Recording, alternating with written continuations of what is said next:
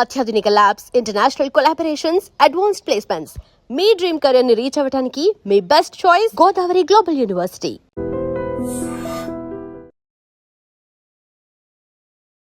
నమస్కారం అండి, నేను డాక్టర్ మోవా శ్రీనివాస్ మాట్లాడుతున్నాను. ఇవాళ మనం అంతరించిపోతున్నటువంటి ఒక గొప్ప మన భోజనంలో ఒక భాగమైనటువంటి జొన్నల గురించి మాట్లాడదాం. సో నేను మొదలుపెట్టే ముందు అంతరించిపోతున్నా అని ఎందుకన్నానంటే, జొన్నలు ట్రెడిషనల్గా తెలంగాణలో అని అనుకుంటున్నాం, కానీ ఆంధ్రప్రదేశ్లో, కోస్తా ఆంధ్రలో, అలాగే రాయలసీమలో కూడా చాలా కాలం జొన్నలే తినేవాళ్ళు. మరి రాయలసీమ అట్లాగనే తెలంగాణ అంటే జొన్నలు తింటారండి, ఆంధ్రాలో జొన్నలు ఎక్కడ ఉన్నాయని మీరు అనొచ్చు. శ్రీనాథ కవి సార్వభౌముడు గురించి మీరు చాలామంది స్కూళ్ళల్లో చదివే ఉంటారు. ఆయనది కొంచెం గట్టి కవిత్వంతో ఆయన ఎక్కువ పాపులర్ కాకపోయినా తెలుగు పండితుల్లో చాలామంది అందరూ ఇప్పటికీ కూడా శ్రీనాథుడి కవిత్వం యొక్క అభిమానులే. ఆయన ఒక 400 ఏళ్ల క్రితం వాడు. సో ఆయన అంటాడు, చిన్న చిన్న రాళ్ళు చిల్లర దేవుళ్ళు, నాగులేటి నీళ్లు నాపరాళ్ళు, సజ్జ జొన్న కూళ్ళు, సర్పంబులను తేళ్ళు, పల్లనాటి సీమ పల్లెటూళ్ళు. పలనాటి సీమ పలనాడు అంటే ప్రస్తుతం గుంటూరు ప్రకాశం కోస్తాంధ్రే కదా. కోస్తాంధ్రలో ఏమన్నాడు, దాన్ని అతను వర్ణిస్తూ సజ్జ జొన్న కూళ్ళు, సర్పంబులు తేళ్ళు, ఆ రోజుల్లో పాములు చేళ్ళు ఎక్కువ ఉండేవి, పలనాటి సీమ పల్లెటూళ్ళు అన్నాడు. ఈ రోజుకి నేషనల్ ఇన్స్టిట్యూట్ ఆఫ్ న్యూట్రిషన్ వాళ్ళు ఇచ్చినటువంటి బెస్ట్ డైట్ ప్రాక్టీసెస్లో టేబుల్ నెంబర్ 6 అనేటటువంటిది మీకు ఇంటర్నెట్లో దొరుకుతుంది. అన్నిటికంటే లోయెస్ట్ క్యాలరీస్ సజ్జలు, బాజ్రా. తర్వాత పొజిషన్లో ఉంది జొన్నలు. శ్రీనాథ కవి సార్ముడు ఎప్పుడు చెప్పాడు, 400 ఏళ్ల క్రితం చెప్పాడు, సజ్జ జొన్న కూళ్ళు సర్పంబులను తేళ్ళు. సో ఈరోజు మనం జొన్న రొట్టెల గురించి మాట్లాడదు. సజ్జలు అట్లే పూర్తిగా డిసపేర్ అయిపోయాయి. సజ్జలు చెప్పాను కదా, రైస్ కంటే లోయెస్ట్ క్యాలరీస్ ఉన్నటువంటిది సజ్జలు, on par with almost quinoa is the best. Of course quinoa అయినా సజ్జలు ఇంకా చీపర్, కీన్వా అయితే కొంచెం కాస్ట్లీ. కమింగ్ బ్యాక్ టు జొన్నలు, ఇవాళ మనం జొన్నల గురించి మాట్లాడదాం. తెలంగాణలో ఈ రోజు కూడా జొన్న రొట్టెలు లేకపోతే జొన్న గటక అంటారు, ఇవి తినడం అనేది ఇప్పటికీ పరిపాటి. పల్లెటూళ్ళల్లో నేను వారానికి ఒకసారి పల్లెటూళ్ళకి వెళ్తుంటాను నా పేషెంట్లు చూడటానికి. సో దానిలో చూస్తుంటా, అక్కడ జొన్న రొట్టెలు దొరుకుతాయి కానీ హైదరాబాద్లో దొరకవు. హైదరాబాద్లో, తెలంగాణలో పల్లెటూళ్ళ నుంచి హైదరాబాద్కి వచ్చే వాళ్ళ తిండి తిప్పలన్నీ మారిపోయాయి. ఇక్కడ వచ్చి అన్నం తినడం మొదలెట్టారు. ఆంధ్ర వెళ్తే పూర్తిగా అంతరించిపోయింది. ఆంధ్రలో అసలు 3 పూట్ల రైస్ తినడం తప్ప, ఆయన అన్నట్టుగా సజ్జలు జొన్నలు పూర్తిగా అంతరించిపోయాయి. సజ్జల జొన్న దొరకడం కూడా కష్టమే. రాయలసీమలో కొంతవరకు ఇంకా రాగులు, అలాగే సజ్జలు జొన్నలు రాయలసీమ కూడా తింటున్నారు. అంటే రియల్ పల్లెటూళ్ళల్లో ఏదైతే ఉందో వాళ్ళ తినేటటువంటి తిండి ఈ రోజుకి అన్నిటికంటే క్యాలరీస్ తక్కువ ఉన్నది కాబట్టి పల్లెటూళ్ళలో వాళ్ళు ఇంకా ఆరోగ్యవంతంగా ఉంటున్నారు. ఇన్ఫ్యాక్ట్ 2 రోజుల క్రితం నేను ఒక హై బీపీ మీద కాన్ఫరెన్స్లో మాట్లాడాల్సి వచ్చింది. దాని గురించి భారతదేశంలో స్టాటిస్టిక్స్ తీయగా, భారతదేశంలో 3 వంతుల మంది బీపీ వ్యాధిగ్రస్తులు. వాళ్ళలో 30% పల్లెటూళ్ళలో ఉంటే 40-45% మంది సిటీల్లో ఉన్న వాళ్ళకి హై బీపీ ఉంది. సో ఈ తిండి మారటం వల్ల కాదా, స్ట్రెస్ మారటం వల్ల కాదా? ఇప్పుడు పల్లెటూళ్ళలో వాళ్ళకి ఉన్న అలవాట్లలో తిండి తీసేస్తే సిగరెట్లు, బీడీలు ఇట్లాంటి వాళ్ళు తాగుతారు. ఇక్కడ వీళ్ళు తాగుతున్నారు, వాళ్ళ చుట్టాలు బీడీలు తాగితే వీళ్ళు సిగరెట్లు తాగుతున్నారు. ఆల్కహాల్ వాళ్ళు తాగుతున్నారు, వాళ్ళు కళ్ళు సారా తాగితే వీళ్ళు కాస్ట్లీ ఆల్కహాల్ తాగుతున్నారు. మిగిలింది ఏంటి? తిండి మాత్రమే. సో ఆ తిండి పల్లెటూళ్ళల్లో ఈ రోజుకి కొంతవరకు ప్రిజర్వ్డ్ అయి ఉండటం వల్ల వాళ్ళు ఆరోగ్యవంతంగా ఉండగలుగుతున్నారు. ఈ స్ట్రెస్ అనండి, ఇవ్వండి అవి మైండ్కి సంబంధించినవి. స్ట్రెస్ ఉన్నవాడు పల్లెటూరులోని స్ట్రెస్గానే ఉంటాడు, సిటీలోని స్ట్రెస్గానే ఉంటాడు. స్ట్రెస్ గురించి కాదు, తిండి. సో ఆ తిండి మార్పిడి వలన ఈ సిటీల్లో, టౌన్స్లో ఎక్కువ వ్యాయామం కూడా లేకుండా బొజ్జలు పెరగడం, దాని నుంచి షుగర్లు, బీపీలు, హార్ట్ డిసీజెస్, కొలెస్ట్రాల్స్, రకరకాల. Coming back to the point, జొన్నలు. సో ఈ జొన్నలు అనేవి యాక్చువల్గా ఇప్పుడు హిస్టరీ కొంచెం ఇంకొక మొక్క అంటే ఆ తర్వాత హిస్టరీ ఆపేద్దాం. 3000 సంవత్సరాల క్రితం ఆఫ్రికా ఖండం నుంచి మన భారతదేశానికి వచ్చింది. 3000 సంవత్సరాల క్రితం ఆఫ్రికా ఖండంలో ఇథియోపియాలో ఉండేది. 1500 సంవత్సరాల క్రితము ఈ ట్రేడ్ రూట్స్లో వ్యాపారం ఎవరు చేసేవాళ్ళు ఉంటారు సరే, వాళ్ళు భారతదేశాన్ని తీసుకొచ్చారు. ఆల్మోస్ట్ ఆఫ్రికా ఖండాన్ని అయితే 3000 సంవత్సరాల నుంచి క్షామ నుంచి కాపాడుతున్నటువంటి అతి గొప్ప ఈ జొన్నల యొక్క మొక్క. ఎందుకు? ఎక్కువ నీళ్ళు అక్కర్లేదు, ఎడారిలో కూడా పండగలదు, అక్కడ వర్షాలు లేకపోయినా పండగలదు, ఎక్కువ కాలం నిల ఉండగలదు. ఒట్టి జొన్నలు అయితే సంవత్సరం దాకా నిల్వ ఉంటాయట. కోర్స్ ఇప్పుడు నేను కూడా అన్నం తిని పెరిగిన వాడిని చిన్నప్పటి నుంచి. సో జొన్నలు ఇవన్నీ ఇప్పుడు తింటున్నాం తప్ప అంతకుముందు జొన్నల గురించి నాకు తెలియదు. ఇకపోతే అది ఎంతో ఫైబర్ ఎక్కువ ఉన్నటువంటి అది ఒక గింజ. సో ప్రోటీన్ ఎక్కువ ఉన్నటువంటి గింజ, బి కాంప్లెక్స్ ఎక్కువ ఉన్నటువంటి గింజ. ప్రతి 2-3 ఆడవాళ్ళలో ఒకళ్ళు వచ్చి నోట్లో నాకు పుండ్లు వస్తున్నాయని చెప్తారు. దానికి కావాల్సిన ఏంటి? Vitamin B1, vitamin B6. B1, B6 పుష్కలంగా ఉన్నటువంటి గింజ ఏదైతే ఉంటే అది జొన్న. ఇంకొకటి ఒక ఫ్యాషన్ అంటే మనం డెరగేటర్గా మాట్లాడకూడదు, కానీ కొంతమందికి అన్నం కానీ ఇట్లాంటివి తిన్నట్లయితే, ఎస్పెషల్లీ గోధుమలు తిన్నట్లయితే కొంతమందికి అన్నం తిన్నా కూడా విరోచనాలు వస్తాయి. దాన్ని గ్లూటెన్ ఇంటాలరెన్స్ అంటారు. మన తినే తిండి పదార్థాల్లో గ్లూటెన్ అనేటటువంటి ఒక పదార్థం ఉంటుంది. అది తినగానే అది అరిగించుకోలేరు పేగుల్లో. కొంతవరకు వంశపారపర్యంగా వస్తుంది. ఆ పేగులు దాన్ని అరిగించుకోలేక అన్నం కానీ లేకపోతే బాగా పిండి చేసినటువంటి అంటే మెత్తగా ఉన్నట్టు పిండితో చేసిన చపాతీలు తిన్న వెంటనే వీళ్ళకి విరోచనాలు వస్తాయి. అమెరికాలో చాలా కామన్, ఇండియాలో కూడా కొంత కామన్నే. సో ఈ గ్లూటెన్ అనేటటువంటి వాటికి ఎవరికైతే ఎలర్జీ ఉందో వాళ్ళకి అద్భుతమైన తిండి ఏంటంటే ఈ జొన్నలు. ఎందుకంటే దీనిలో గ్లూటెన్ రహిత గింజ అంటే అది జొన్న. సో ఇన్ని సుగుణాలు ఉన్నటువంటి గింజ ఒకటి. రైస్ కంటే క్యాలరీస్లో 60% తక్కువ క్యాలరీస్ ఉంటాయి దీంట్లో. ఇంకోలాగా చెప్పాలంటే రైస్తో వచ్చేటటువంటి షుగర్ హైక్ కంటే 60% తక్కువ షుగర్ పెరిగే గుణం ఉన్నటువంటిది. ఎందువల్ల? దీనిలో ఉన్నటువంటి ఫైబర్ వల్ల, నేను చెప్పినటువంటి మిగతా ఉన్నటువంటి పోషకాహారాల వల్ల, ముఖ్యంగా ఫైబర్ వల్ల దీనిలో కొంతవరకు రైస్లో కంటే తక్కువగా క్యాలరీస్ ఉన్నా అది రక్తంలోకి వెళ్ళడానికి చాలా టైం పడుతుంది. సో సడన్గా షుగర్ పెరిగిపోవటాలు, అన్నం తినంగానే షుగర్ పెరిగిపోవటాలు ఇవి జొన్నలతో బాగా తక్కువగా ఉంటాయి. సో బరువు తగ్గడం ద్వారా కొలెస్ట్రాల్, షుగరు తగ్గించుకుందాం అని ఇప్పుడు ఇంజక్షన్లు తీసుకుంటున్నారు చూసారా, వీళ్ళందరికీ కూడా అతి అద్భుతమైనటువంటి తిండి జొన్న రొట్టెలు లేదా జొన్న గటక. జొన్నలతో చేయబడినటువంటిది ఏదన్నా సరే, జొన్నలతో సలాడ్ చేసుకోవచ్చు. సలాడ్లో జొన్నలు స్ప్రింకిల్ చేస్తున్నారు ఇప్పుడు హోటల్లో. నేను ఈ మధ్యన ఒక పెద్ద హోటల్లో వెళ్ళి సలాడ్ ఆర్డర్ చేస్తే దాంట్లో కొన్ని చిలకరించి ఉన్నాయి ఉడకబెట్టినవి. ఇవేంటాయంటే జొన్నలు అని చెప్పాడు, పర్ల్ మిల్లెట్ అని చెప్పాడు. ఇది వండడం అనేటువంటిది అందరికీ అలవాటు లేనటువంటిది. ఎందుకంటే చెప్పాక కల్చర్లో మన కొత్త ఆడపిల్లలకి వంట చేయడం నేర్పే భాగంలో కోర్స్ వాళ్ళు నేర్చుకోవట్లేదు, అంతా ఆన్లైన్ అయిపోయింది. కానీ మన ఇళ్లలో మనం చేసుకోవడం మానేసాం. గత 100 ఏళ్ళుగా కనీసం ఈ అంతా రేసుకు వచ్చేసారు కాబట్టి అంతరించిపోయేటటువంటి తిండి. చెప్పినట్టుగా కొన్ని పల్లెటూళ్ళలో మాత్రం ఇప్పటికీ తింటున్నారు. తెలంగాణ పల్లెటూళ్ళు తింటున్నారు ఇంకా అది. సో వాళ్ళు నేర్చుకున్నా ఈ తల్లులు నేర్పట్లేందుకు సిటీలు ఇచ్చినప్పుడు వచ్చేస్తున్నారు కాబట్టి. కానీ కనీసం ఇంటర్నెట్లో నా చూసి నేర్చుకున్నట్లయితే ఇది వండడం అనేది కొంత ప్రక్రియ. కొన్ని నీళ్ళు కొంచెం ఎక్కువ పోయాలంటారు రైస్, నాకు తెలియదు. ఇక్కడ చూసి వీళ్ళని అడిగి చూసి లేకపోతే ఇంటర్నెట్ చదివి చెప్తున్నాను. సో రైస్ కంటే ఒక 2 ఇంతలు ఎక్కువ నీళ్లు దీంట్లో వేయాలంటారు. ఓవర్ నైట్ దీన్ని నానబెట్టాలంటారు. సో ఇలాగ మొత్తాన్ని కష్టాలు పడి చేసుకున్నట్లయితే మాత్రము ఇది ఎంతో పోషకాహారం ఉన్నటువంటి తిండి.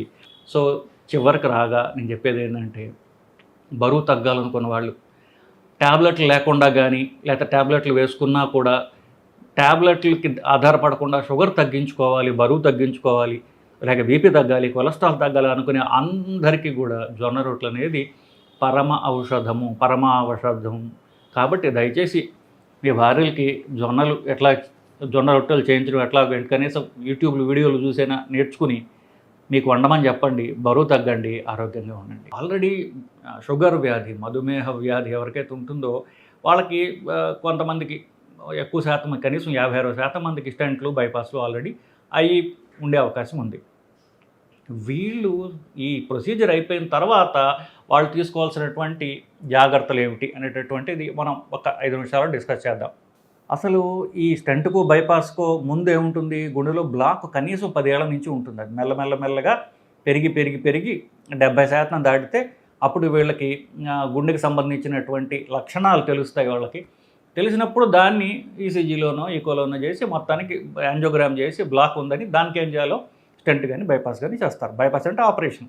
ఈ బ్లాక్ కదా, బ్లాక్ వల్ల వాళ్ళకి ప్రొసీజర్ అవసరం వచ్చింది. బ్లాక్ ప్రధానం. సో ఆ బ్లాక్ తీసేయడానికి రకరకాల ప్రొసీజర్లు చేశారు. ఈ బ్లాకు ఒకటి రక్తనాళాల్లో ఉండేది. బ్లాక్ అంటే పేరుకొని పోయినటువంటి కొవ్వు, కొలెస్ట్రాల్.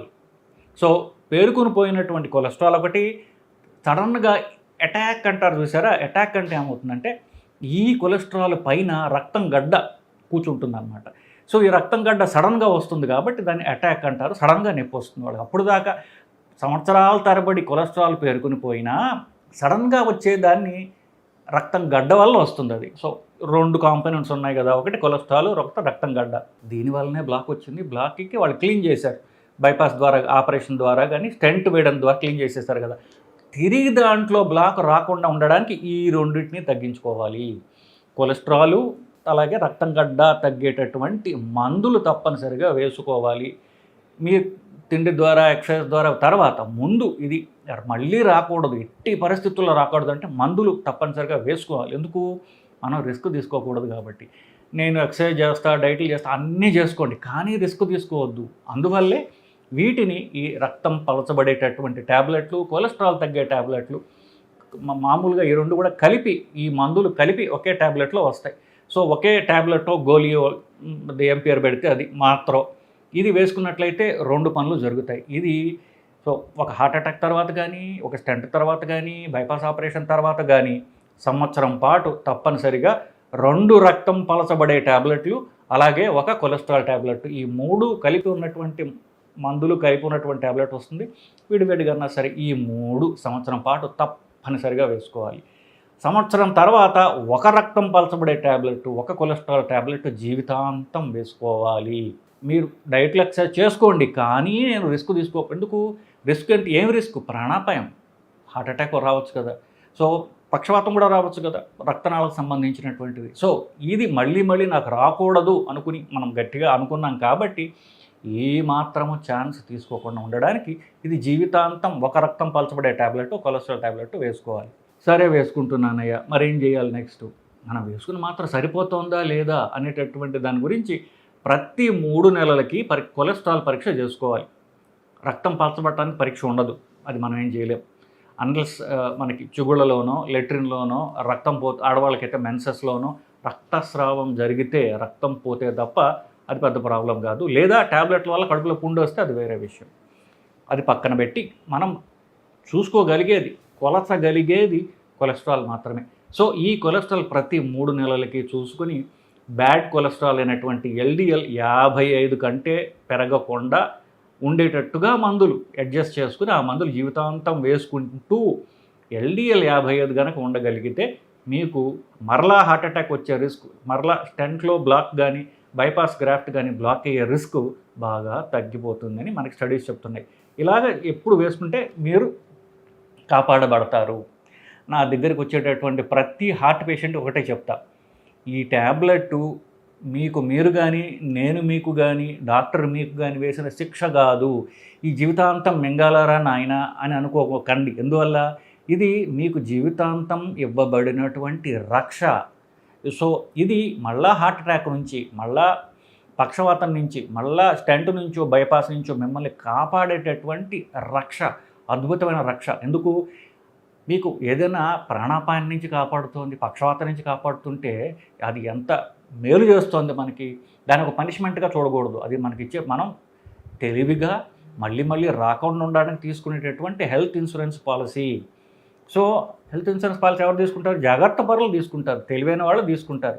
సో మనం ఆ కేటగిరీలో ఉన్నాము అని అనుకోవాలి తప్ప, ఈ శిక్ష వేశాడు, ఈ మందులు ఏంటి, నాకు జీవితాంతం ఇది ఒక చంపు తింటున్నాడు ఈ డాక్టర్ అని మాత్రం అనుకుంటే జీవితాంతం ఇలా తిట్టుకుంటూ బతకాలి తప్ప యాటిట్యూడ్ మార్పు అంతే. సో ఇదేంటి, ఇది మిమ్మల్ని ప్రొటెక్ట్ చేస్తోందని తెలుసుకోవాలని చెప్తున్నాను బేసికలీ.